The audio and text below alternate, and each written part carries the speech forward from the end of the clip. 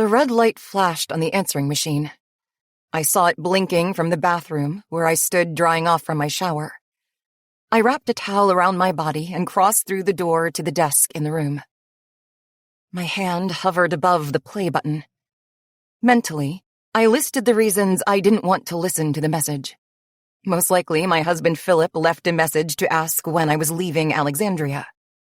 However, after 24 years of marriage, I knew that the questions he asked and what he really wanted to know were two different things. While the question might be, "When are you leaving?" he wanted to see if I'd finished packing. I wondered why he always seemed to think haranguing me would make me work faster. What it did, in reality, was piss me off. I stood there, debating whether to listen to the message at all.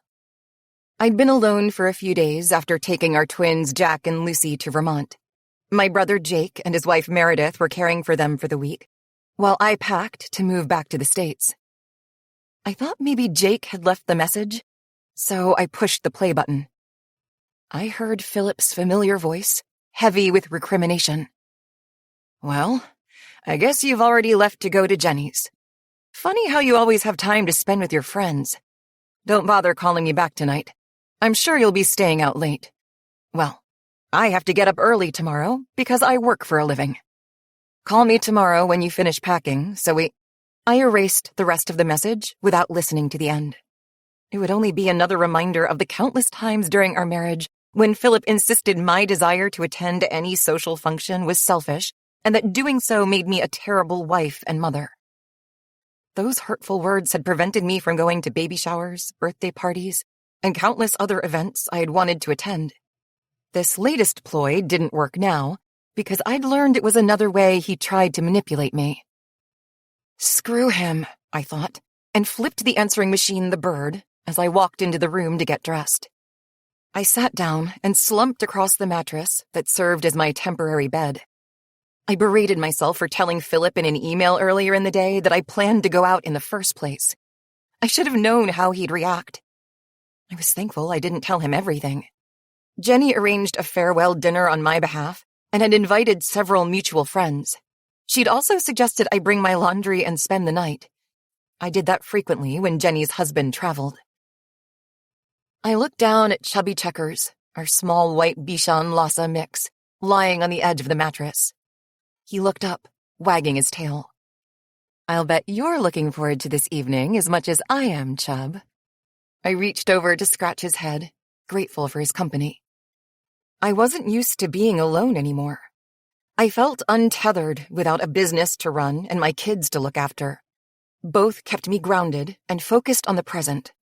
Now I had too much time to think while I dismantled our life in Alexandria.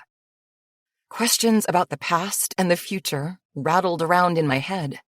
I wanted to get to Jenny's before everyone else showed up, to talk with her about the ongoing saga of my troubled marriage.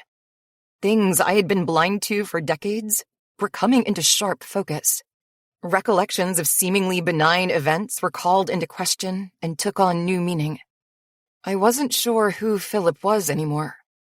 I was starting to think I never knew. Reaching over, I picked up a small notebook on top of a cardboard box I used as a nightstand.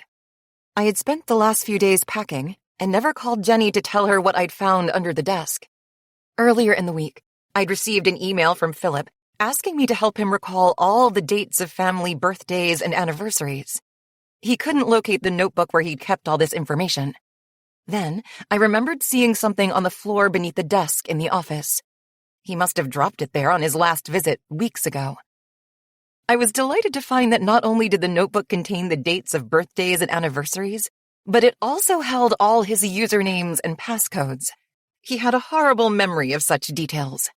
It wasn't long before I logged into his email account and read them without an iota of guilt. What Philip had written to various friends and family members left me numb. His tone invoked sheer hostility whenever his correspondence mentioned me. He made claims about my actions or inactions that revealed a resentment built on complete fabrications. Of particular note was an email he sent to his sister Rachel.